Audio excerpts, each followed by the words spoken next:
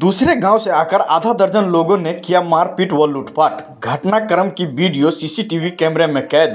मामला हरलाखी थाना क्षेत्र के गिदराही गांव में मारपीट व लूटपाट का है, जहां दूसरे गांव से करीब आधा दर्जन लोगों ने अचानक हमला कर दिया। घटनाक्रम का वीडियो सीसीटीवी कैमरे में कैद हो गया।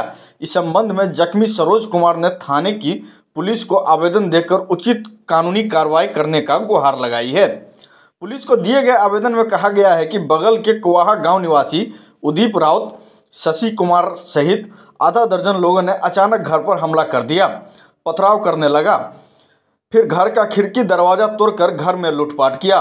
इस क्रम में घर के महिलाओं के साथ भी अभद्र व्यवहार किया गया। गले से मंगलसूत्र व रुपये सहित अन्य सामान भी लूटपाट किया। ग्रामीणों को जुटते देखकर सभी लोग भाग निकले। इस घटना में महिला सहित 3 लोग जख्मी हो गया। ग्रामीणों के सहयोग से सभी जख्मियों को CHC उमगांव में भर्ती कराया गया। इस संबंध में थाना अध्यक्ष जितेंद्र सहनी ने कहा कि प्राथमिकी दर्ज कर उचित कानूनी कार्रवाई की जाएगी।